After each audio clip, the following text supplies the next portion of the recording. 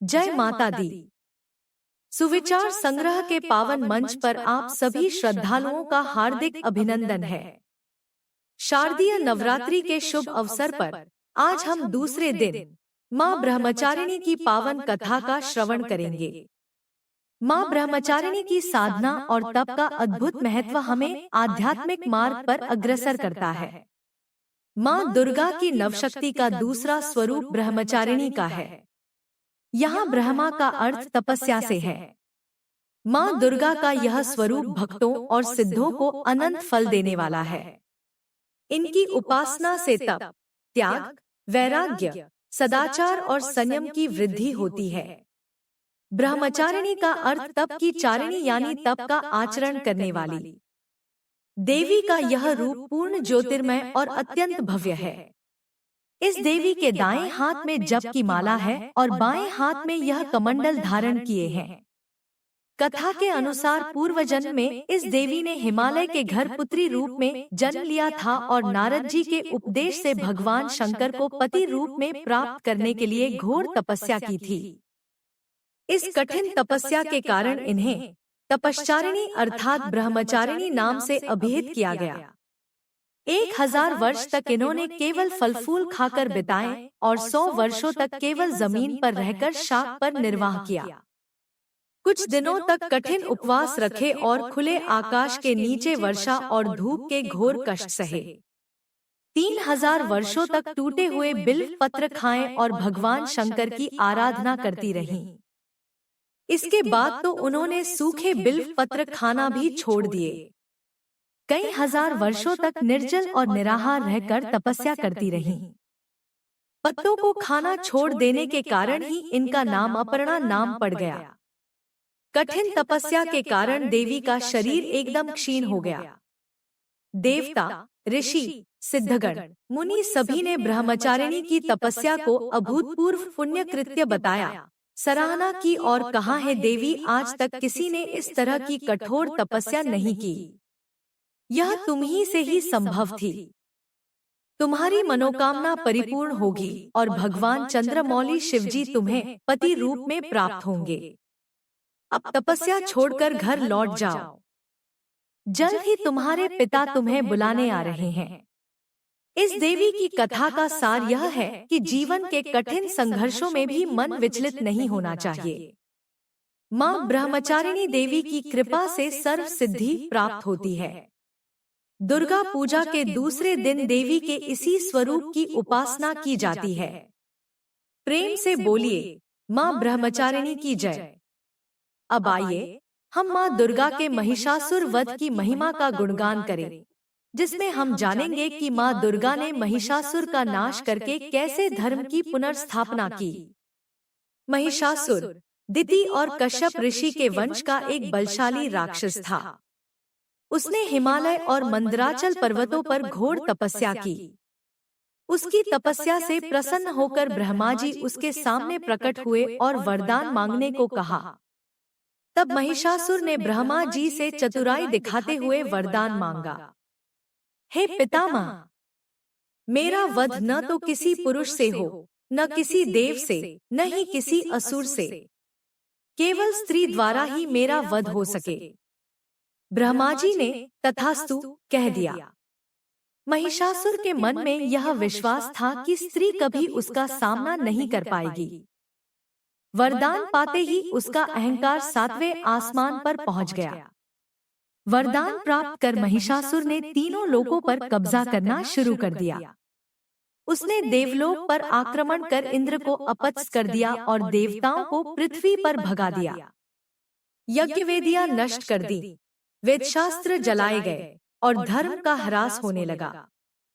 जब महिषासुर ने स्वर्ग पर विजय प्राप्त की, तब देवताओं को परास्त कर उसने तीनों लोकों पर आधिपत्य कर लिया।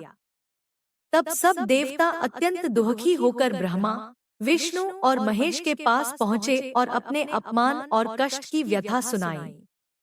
देवताओं के क्रोध और पीड़ा से उनके शरीर से एक अद्भुत तेज निकला।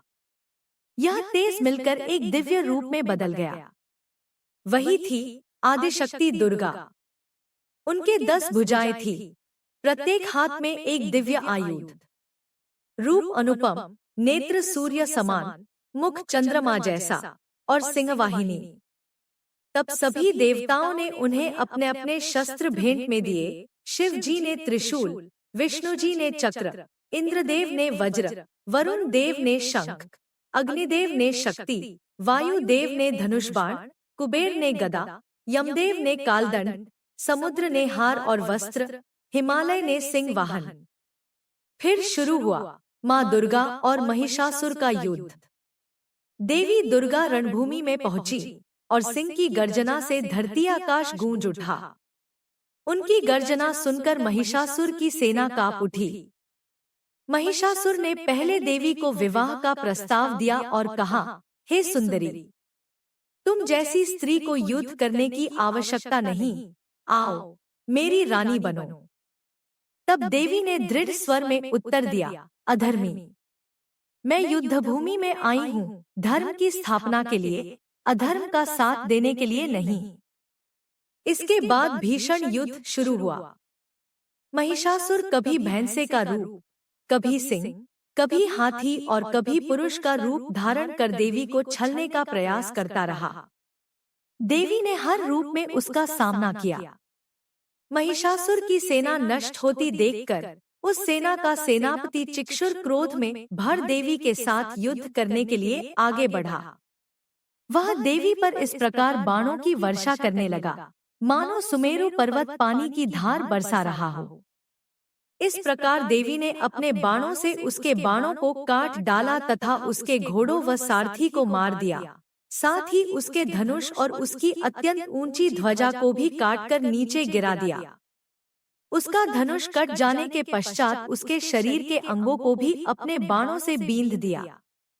धनुष, घोड़ों और सारथी के नष्ट हो जाने पर वह असुर ढाल और तलवार लेकर देवी की तरफ आया। उसने अपनी तीक्ष्ण धार वाली तलवार से देवी के सिंह के मस्तक पर प्रहार किया और बड़े वेग से देवी की बाईं भुजा पर वार किया। किंतु देवी की बाईं भुजा को छूते ही उस दैत्य की तलवार टूटकर 2 टुकड़े हो गई। इससे दैत्य ने क्रोध में भरकर शूल हाथ में लिया और उसे भद्रकाली देवी की ओर फेंका।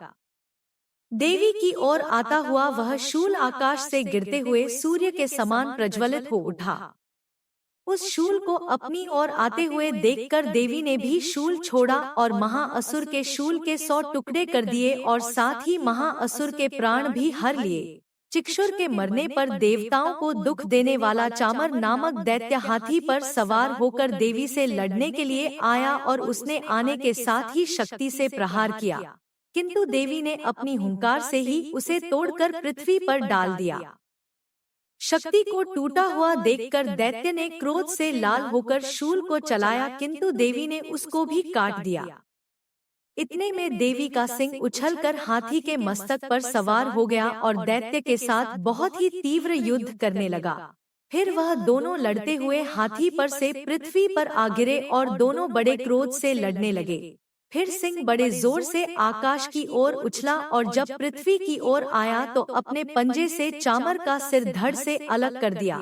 क्रोध से भरी हुई देवी ने शिला और वृक्ष आदि की चोटों से उदग्र को भी मार दिया। कराल को दांतों, मुक्कों और थप्पड़ों से चूर्ण कर डाला। क्रुद्ध हुई देवी ने गदा के प्रहार से उद्धत दैत्य को मार गिराया। भिंदीपाल से वाष्पकल को, बाणों से ताम्र तथा अंधक को मौत के घाट उतार दिया। तीनों नेत्रों वाली परमेश्वरी ने त्रिशूल से उग्रास्य, उग्रवीर्य और महानु नामक राक्षसों को मार गिराया। उसने अपनी तलवार से विडाल नामक दैत्य का सिर काट डाला तथा अपने बाणों से दुर्धर और दुर्मुख राक्षसों को यमलोक को पहुंचा दिया। इस प्रकार जब महिषासुर ने देखा कि देवी ने मेरी सेना को नष्ट कर दिया है, तो वह भैंसे का रूप धारण कर देवी के गणों को दुख देने लगा।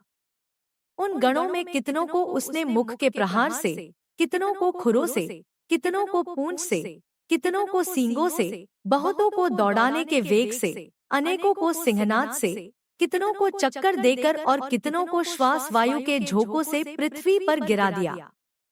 वह दैत्य इस प्रकार गणों की सेना को गिरा देवी के सिंह को मारने के लिए दौड़ा।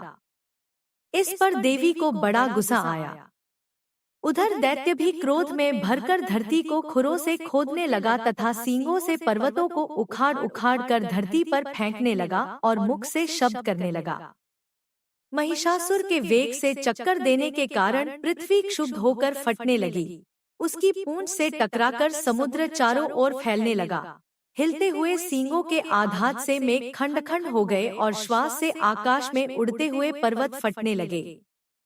इस तरह क्रोध में भरे हुए राक्षस को देख चंडिका को भी क्रोध आ गया और वह उसे मारने के लिए क्रोध में भर गई। देवी ने पाश फेंक कर महिषासुर को बांध लिया और उसने बंध जाने पर दैत्य का रूप त्याग दिया और सिंह का रूप बना लिया और ज्यों ही देवी उसका सिर काटने के लिए तैयार हुई कि उसने पुरुष का रूप बना लिया, जो कि हाथ में तलवार लिए हुए था। देवी ने तुरंत ही अपने बाणों के साथ उस पुरुष को उसकी तलवार ढाल सहित बींध डाला। इसके पश्चात वह हाथी के रूप में दिखाई देने लगा और अपनी लंबी सूंड से देवी के सिंग को खींचने लगा और गर्जने लगा। देवी ने अपनी तलवार से उसकी सूंड काट डाली। तब राक्षस ने एक बार फिर मैसे का रूप धारण कर लिया और पहले की तरह चराचर जीवों सहित समस्त त्रिलोकी को व्याकुल करने लगा। इसके पश्चात क्रोध में भरी हुई देवी बारंबार उत्तम मधु का पान करने लगी और लाल लाल नेत्र करके हंसने लगी। उधर बलवीर्य तथा मद से क्रुद्ध हुआ महिषासुर भी गर्जने लगा। अपने सींगों से देवी पर पर्वतों को फेंकने लगा। देवी अपने वाणों से उसके फेंके हुए पर्वतों को चूर्ण करती हुई बोलियों, मूढ़, जब तक मैं मधुपान कर रही हूँ तब तू गरज ले और इसके पश्चात मेरे हाथों तेरी मृत्यु हो जाने पर देवता गरजेंगे। यूं कहकर देवी उछलकर उस दैत्य पर जा चढ़ी और उसको अपने पैर से दबाकर शूल से उसके गले पर आघात किया। देवी के पैर से दबने पर भी दैत्य अपने दूसरे रूप से अपने मुख से बाहर होने लगा। अभी वह आधा ही बाहर निकला था कि देवी ने अपने प्रभाव से उसे रोक दिया। जब वह आधा निकला हुआ ही दैत्य युद्ध करने लगा तो देवी ने अपनी तलवार से उसका सिर काट दिया। इसके पश्चात सारी राक्षस सेना हाहाकार करती हुई वहां से भाग खड़ी हुई और सब देवता अत्यंत प्रसन्न हुए तथा ऋषियों महर्षियों सहित देवी की स्तुति करने लगे। गंधर्वराज गान करने तथा अप्सराएं नृत्य करने लगी। महिषासुर का वध होते ही तीनों लोकों में पुनः शांति स्थापित हुई। देवताओं ने स्तुति की और उन्हें महिषासुर मर्दिनी नाम से पुकारा। सभी भक्तजन प्रेम से बोलिए, महिषासुर मर्दिनी देवी दुर्गा माँ की जय। अगर आपको यह कथा अच्छी लगी हो तो इसे अपने परिवार और मित्रों के साथ जरूर साझा करें, ताकि वे भी नवरात्रि के महत्व को समझ सकें और इसका लाभ उठा सकें। साथ ही हमारे चैनल सुविचार संग्रह को सब्सक्राइब करें और बेल आइकन दबाएं, ताकि आपको हमारे सभी नए वीडियो की जानकारी सबसे पहले मिले। माता दुर्गा आपकी सभी मनोकामनाएं पूर्ण करें और आपके जीवन को सुख, समृद्धि और शांति से भर दें। यही सुविचार संग्रह की हार्दिक कामना है। आपका दिन शुभ व मंगलमय हो। धन्यवाद।